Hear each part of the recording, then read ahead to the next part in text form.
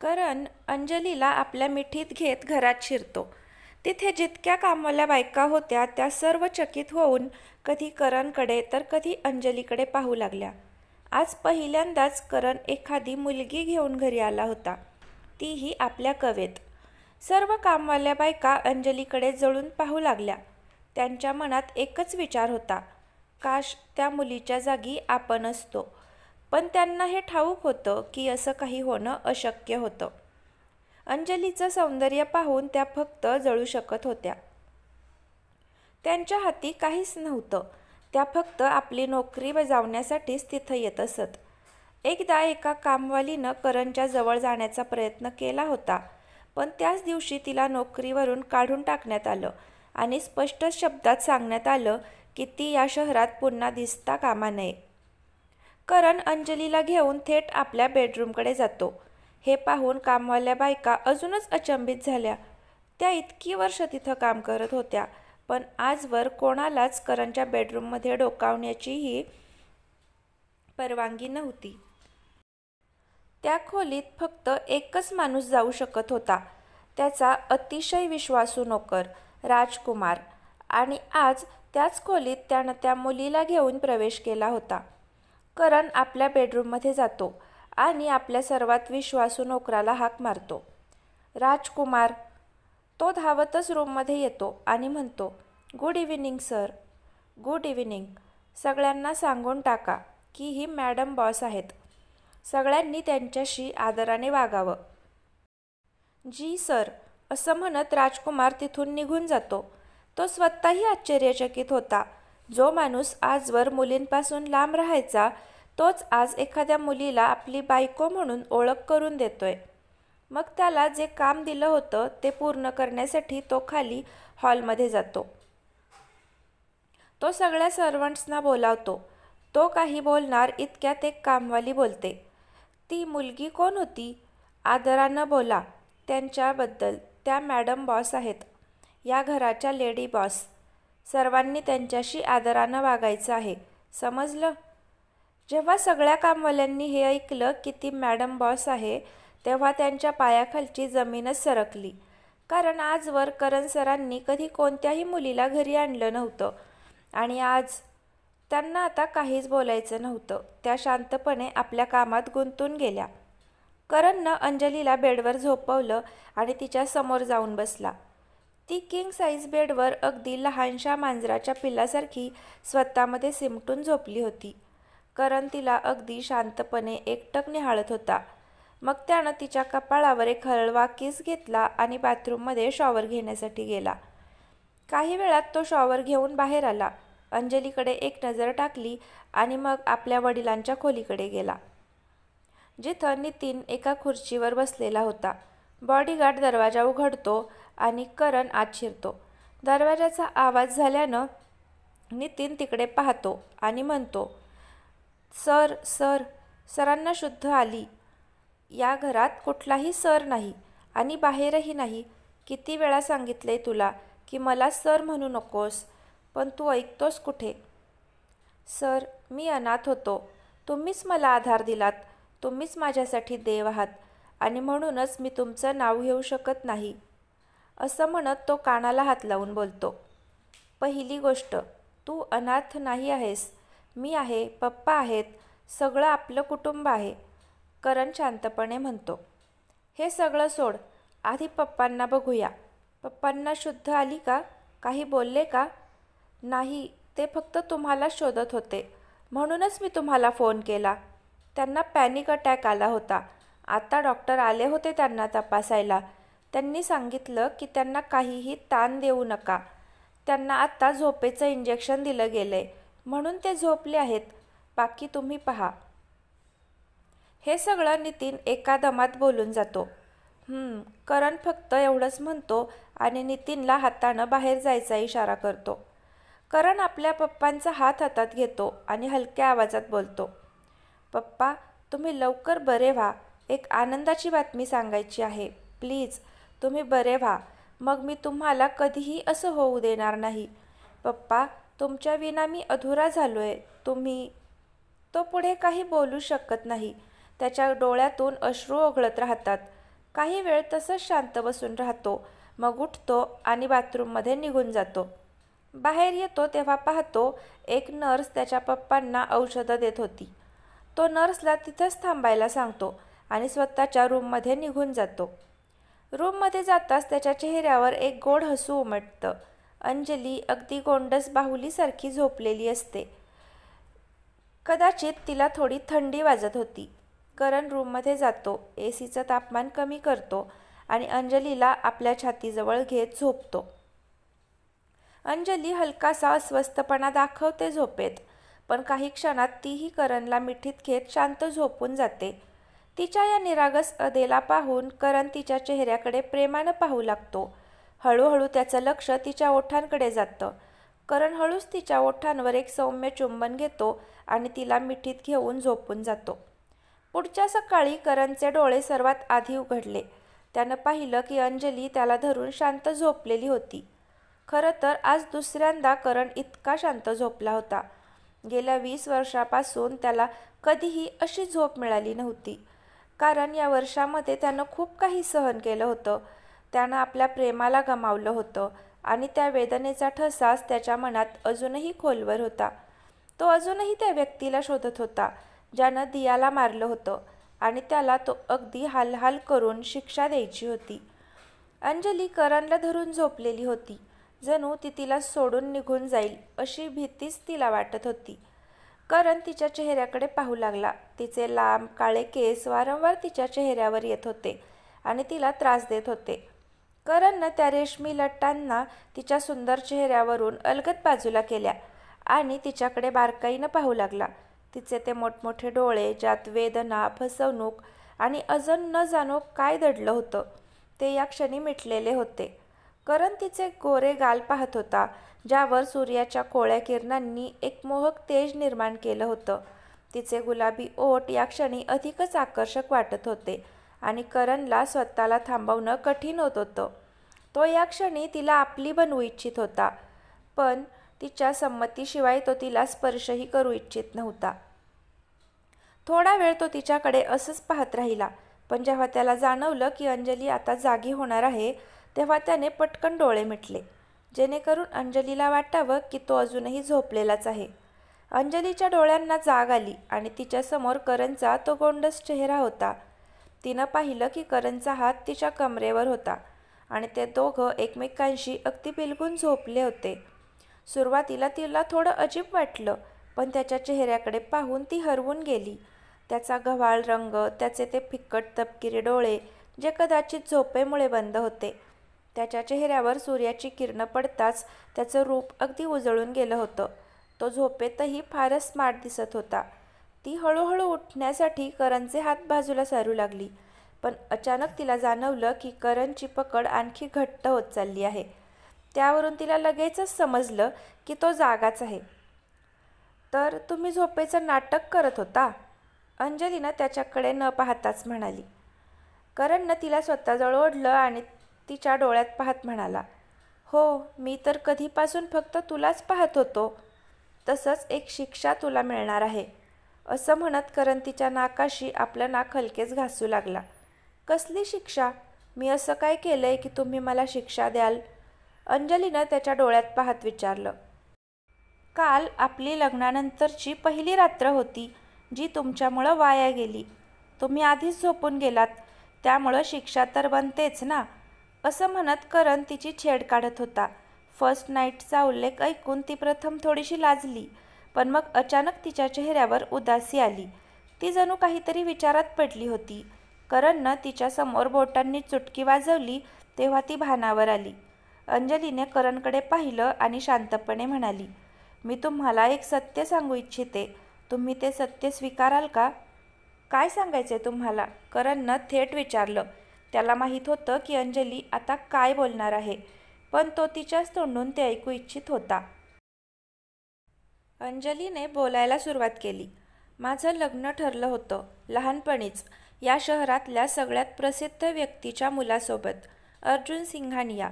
माझ्या आई आणि अर्जुनच्या आई लहानपणापासूनच्या मैत्रिणी होत्या. त्यामुळे माझं लग्न त्यांचं बालपणीचं मैत्रीचं नातं जपण्यासाठी लहान वयातच ठरवलं गेलं. जेव्हा माझ्या भावाचा जन्म झाला त्याच वेळी माझी आई या जगातून गेली. काही काळाने बाबांनी दुसऱ्यांदा लग्न केलं. त्या लग्नातून त्यांना एक मुलगी झाली. माझ्या सावत्र आईला मी कधीच आवडले नाही. त्यामुळं तिने स्वतःच्या मुलीला रितिकाला अर्जुनच्या मागे लागायला लावलं आणि अर्जुननेही माझा हात सोडून रितिकाचा स्वीकार केला. कारण तिच्या पोटात अर्जुनचं बाळ आहे. म्हणून मी गप्प राहिले, काहीही बोलले नाही.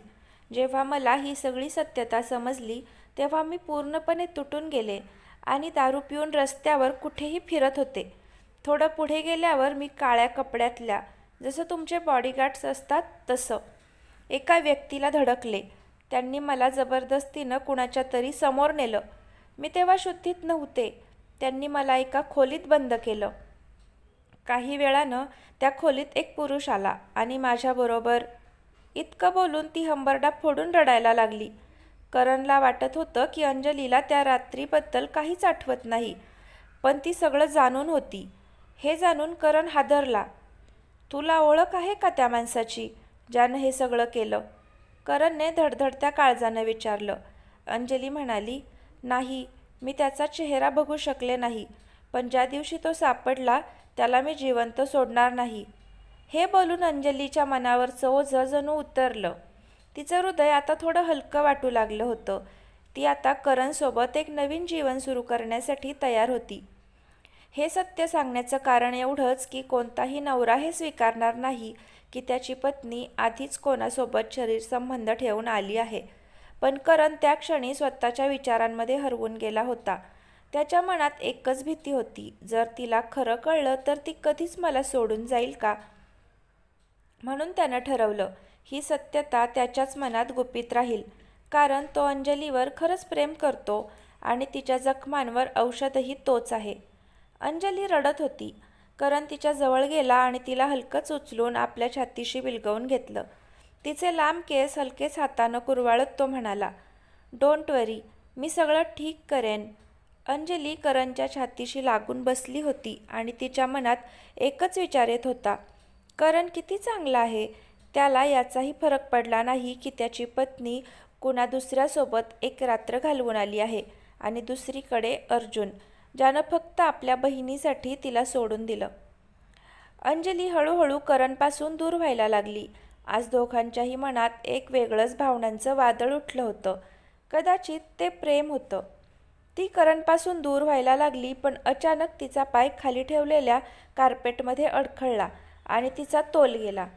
ती पडताना करणलाही ओढून घेतलं आणि दोघं थेट बेडवर कोसळले. अंजली जेव्हा पडली तेव्हा तिला असं जाणवलं की जणू काहीसं जडसं तिच्यावर पडलं आहे. तिनं डोळे उघडून पाहिलं. तिच्यावर करण होता. त्याचा देखणा चेहरा अगदी तिच्या जवळ होता. त्यांचा श्वासोच्छ्वासही एकमेकात मिसळत होता. ते एकमेकांना किस करण्याच्या अगदी जवळ होते आणि तेवढ्यात अचानक दरवाजावर टकटक झाली आणि आवाज आला. सर, पप्पांना शुद्ध आली आहे. तो आवाज नितीनचा होता. करण पटकन अंजलीपासून बाजूला झाला. अंजली लाजून पटकन वॉशरूममध्ये निघून गेली.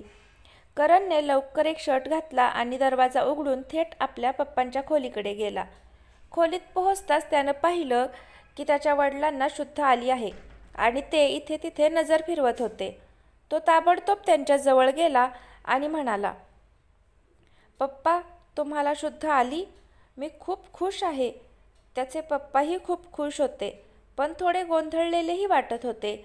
एवढा मोठा अपघात झाल्यानंतरही ते वाचले होते आणि आज त्यांचा मुलगा त्यांच्या समोर होता. करण समोरच्या खुर्चीवर बसला आणि त्यांच्या हातात हात घेत म्हणाला, तुम्ही लवकर बरे व्हा, कारण तुम्हाला एक मोठं काम करायचं आहे. त्याच्या मनात तो स्वतःशीच बोलत होता, पप्पा, तुम्ही लवकर बरे व्हा. मी माझं काम सुरू केलं आहे, पण या गोष्टीचा शेवट तुमच्या हातूनच व्हायला हवा. ज्यानं तुम्हाला ही वेदना दिली त्याला मी जिवंत सोडणार नाही आणि त्याला सोपी मृत्यूही नाही देणार. मी त्याला एवढा त्रास देईन की तो स्वतः मृत्यू मागेल, पण त्याला नकार मिळेल. दुबईमधल्या एका मोठ्या हॉटेलमध्ये 4 माणसं खूपच तणावात बसलेली होती. चौघांच्या कपाळावर घामाचा ओघ सुरू होता.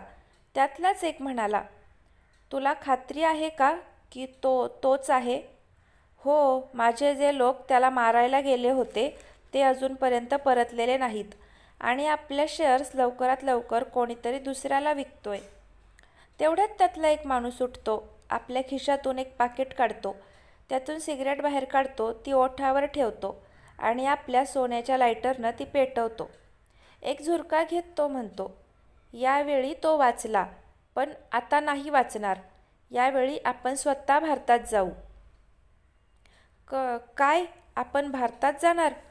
अक्की, मला भीती वाटते, भुवन घाबरत म्हणाला. अक्की, भुवन, प्रकाश आणि हंसा आपापसात बोलत असतानाच अचानक खूप सारे काळे कपडे घातलेले बॉडीगार्ड्स आत येतात. सर्वांच्या हातात गन्स असतात. ते एका मागोमाग एक आत येतात आणि त्या चौघांना घेरून उभे राहतात. तेवढ्यात एक माणूस आत येतो. तो त्या चौघांकडे नजर रोखून बघत सरळ सोफ्यावर जाऊन बसतो. त्याला पाहून त्या चौघांची भीतीनं हालत खराब होते, कारण तो माफिया किंगचा उजवा हात, माफियातला सर्वात मोठा गुंड होता. तो त्यांच्याकडे पाहून आपल्या स्थानिक भाषेत काही बोलतो, पण इथं आपण त्याचं हिंदीत भाषांतर करू. तुम्ही माझ्याकडून जे पैसे घेतले होते तुमच्या प्रोजेक्टसाठी, ते पैसे मला आत्ताच्या आत्ता परत हवेत. पण ते पैसे तर आम्ही प्रोजेक्टमध्ये लावलेत, अक्की म्हणाला. मला माहिती मिळाली आहे की तो प्रोजेक्ट आता बंद झाला आहे आणि तुमच्या कंपनीचे सर्व शेअरहोल्डर्स त्यांचे शेअर्स कोणाला तरी दुसऱ्याला विकून टाकले आहेत. तो माणूस हसत हसत म्हणाला. हो, ते खरं आहे, पण तो प्रोजेक्ट आम्ही परत सुरू करू. आम्ही करू शकतो, भुवन म्हणाला. अक्की भुवनकडे चिडून बघतो आणि म्हणतो, हे बोलणं गरजेचं नव्हतं. तुला माहीत नाही हे लोक आता काय करतील. त्या चौघांनी एकमेकांच्या कानात कुजबूज केली. हे बघून तो माफिया गुंड संतापला. काय आहे हे कानाफुसी? काही गडबड आहे का? काही नाही, आम्ही फक्त असंच बोलत होतो, प्रकाश समजावत म्हणाला. आता तुमच्याकडे वेळ नाही आहे. मी आधीच करारावर तुमच्या सह्या घेतल्या होत्या की जर पैसे परत दिले नाहीत तर तुमची सगळी प्रॉपर्टी माझ्या नावावर जाईल. तो गडगडाटी आवाजात म्हणाला. शेखजी, प्लीज काही दिवसांची मोहलत द्या, आम्ही काहीतरी व्यवस्था करतो, हंसा विनवणी करत म्हणाला. आता काही संधी नाही. चला, या सगळ्यांना इथून घेऊन जा. जुना अड्डा लक्षात आहे ना, तिकडे घेऊन जा. शेख जोरात ओरडला. बॉडीगार्ड्सनी आदेश ऐकताच त्यांना ताब्यात घेतलं. चौघं खूप प्रयत्न करत होते सुटण्यासाठी, पण बॉडीगार्ड्सची पकड एवढी घट्ट होती की ते हलूही शकत नव्हते. त्यांना अक्षरशः फरफटत ते घेऊन गेले. शेख आता थोडंसं हसत आपल्या मोबाईलवर कॉल करतो. Hello, good morning sir. आपलं काम पूर्ण झालं आहे. पुढचे आदेश काय? दुसऱ्या टोकाकडून एक कडक आवाज ऐकू येतो. त्यांना तडपवा, जसं पाण्याविना मासे तडफडतात तसंच. जी सर. तो माणूस एक कटाक्षानं स्मितहास्य करत खाली बघतो. भारतामध्ये करण आपल्या वडिलांच्या रूममध्ये होता. आज तो खूपच आनंदी होता, कारण त्याचं एक महत्त्वाचं काम पूर्ण झालं होतं. तो आपल्या वडिलांचा हात पकडून म्हणाला, पप्पा, तुम्ही बरे झालात. आता मी पण बरा होईन तुमच्यासारखाच, आणि माझंही एक छोटंसं कुटुंब असेल. तो अजून बोलतच होता, तेवढ्यात अंजली तिथे आली. तिला पाहून करणचे वडील आश्चर्यचकित झाले, कारण अंजलीच्या भांगेत सिंदूर होता, हातात लाल चुडा आणि गळ्यात एक डायमंडचं मंगळसूत्र होतं. धवीत अंजलीला पाहून थक्क झाले. करण हसून म्हणाला, पप्पा, हीच तुमची सून. धवीत हलक्या आवाजात म्हणाले, तू लग्न केव्हा केलंस? ते मी आधी तुम्ही पूर्णपणे बरे व्हा, मग मी सगळं खरं सांगेन. करण त्यांचं कपाळ हळूच चुंबन घेत म्हणाला. अंजली पुढे आली. धवीतजीचे पाय टेकून नमस्कार केला. धवीत हातानं इशारा करून तिला जवळ बोलावतात. अंजली जवळ जाते. ते तिच्या डोक्यावर माया करत हात फिरवतात. अंजली म्हणाली, पप्पाजी, तुम्ही लवकर बरे व्हा. करण तुम्हाला खूप मिस करत होते. करण आणि नितीन मिळून धवीत यांना व्हीलचेअरवर बसवतात आणि हळूहळू खाली घेऊन येतात. दवीत करणकडे पाहून स्मित करतात आणि म्हणतात, हो, आता मी ठीक आहे, मला काही होणार नाही. करण मनात म्हणतो, पप्पा तुम्ही लवकर बरे व्हा, एक खूप मोठं काम अजून बाकी आहे. करण आपल्या पप्पांना बागेत घेऊन जातो. आज तब्बल 1 वर्षानंतर दवीतजींना सूर्यप्रकाश अनुभवायला मिळत होता. तेवढ्यात अंजली म्हणते, तुम्ही जा, फ्रेश व्हा, मी पप्पांसोबत राहते. अंजलीचं ऐकून करण तिथून निघून जातो. नितीनही त्याच्यासोबत जातो. ते दोघं थेट स्टडी रूममध्ये जातात. नितीन पोहोचताच म्हणतो, सर तुमचं काम पूर्ण झालं आहे. तुम्हाला त्यांच्याशी बोलायचं असेल तर बोलू शकता. गुड. आता त्याला तसंच तडपवायला सोडून द्या. जसं बाकीच्यांबरोबर झालं त्याच ठिकाणी त्याची शिक्षा ठरवली जाईल. आपण उद्याच तिथे जाऊ. पप्पांनाही सोबत घेऊन जाऊ. रूममध्ये सगळी तयारी लवकर करा. हे बोलून करण तिथून निघून जातो. नितीनही आपलं काम करायला तिथून निघतो.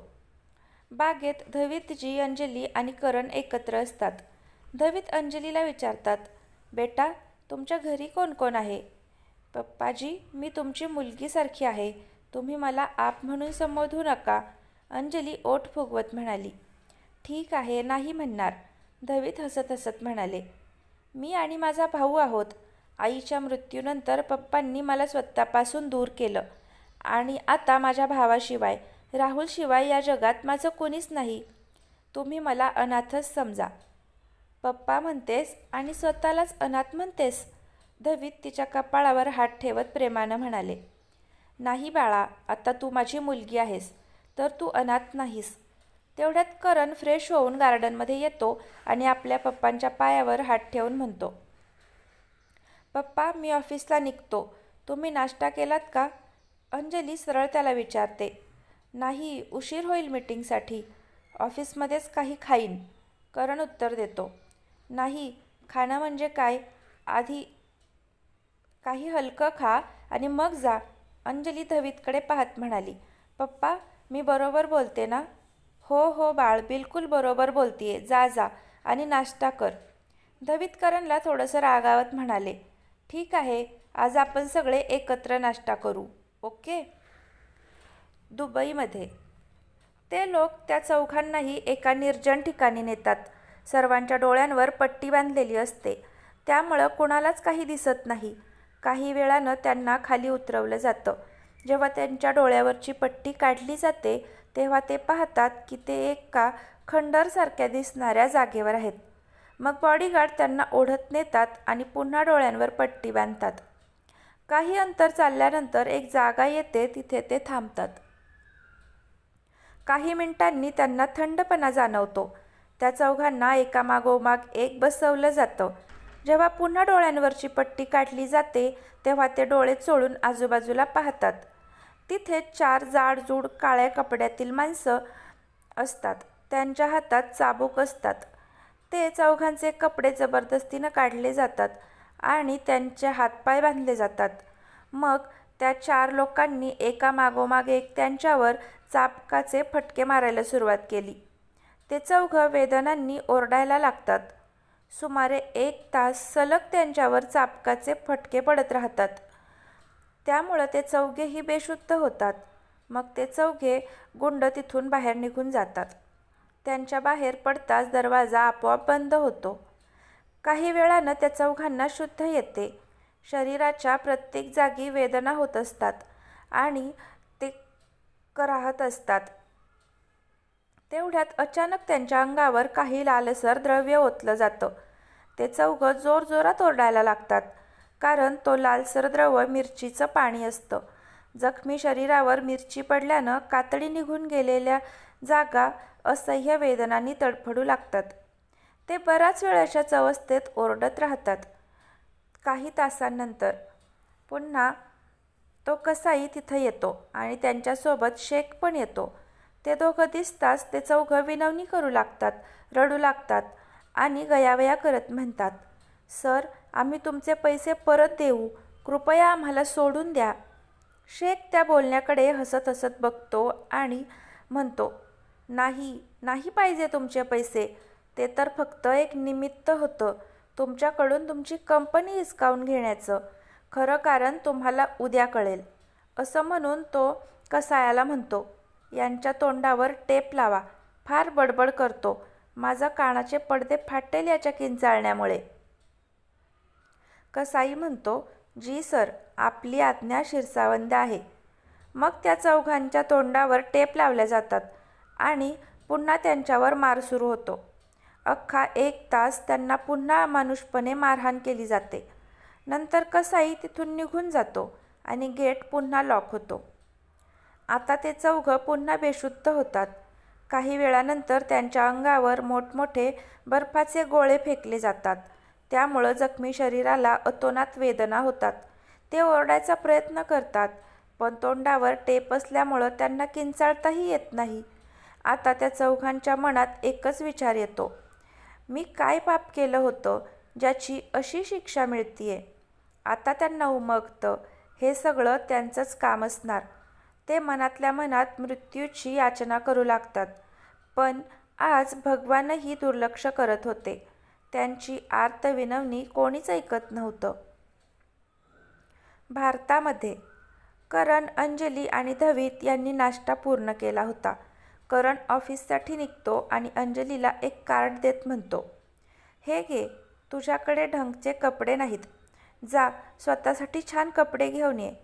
अंजली त्याच्याकडे कार्ड परत करत म्हणते, पण का, माझ्याकडे आधीच खूप कपडे आहेत, त्यातले बरेच तर मी अजून वापरलेही नाही आहेत. करण थोडा हसत म्हणतो, उद्या आपण कुठेतरी बाहेर जात आहोत म्हणून सांगतोय, स्वतःसाठी एकदम छान कपडे घे. मग तो तिच्या कानाजवळ जाऊन हळूच म्हणतो, नाईट ड्रेस पण घे, म्हणजे नंतर काही अडचण होणार नाही. हे ऐकताच अंजली लाजून लालबुंद होते, अगदी जणू काश्मीरी सफरचंद झाल्यासारखी. तिच्या चेहऱ्यावरून जणू उष्णतेची लाट उमटत होती. ती कार्ड हातात घेत चुपचाप स्वयंपाकघराकडे निघून जाते. करण तिचा लाजलेला चेहरा बघून हसत घराबाहेर निघून जातो. बॉडीगार्ड लगेच गाडीचा दरवाजा उघडतो. करण आत बसतो. बाकीचे बॉडीगार्ड्सही आपापल्या गाडीत बसतात. थोड्याच वेळात करण ऑफिसला पोहोचतो. ऑफिसमध्ये पोहोचल्यावर लगेच त्याला एक कॉल येतो. तो कॉल रिसीव्ह करतो. हॅलो बॉस, आम्ही आपलं काम पूर्ण केलं आहे, काही कमी असेल तर कळवा. तो माणूस फोन घेऊन एका अंधाऱ्या खोलीत जातो. करण तिथे स्क्रीनवर पाहतो. 4 माणसांना दोरीनं बांधलेलं असतं. त्यांच्या शरीरावर अजूनही चापकाचे लाल व्रण दिसत असतात.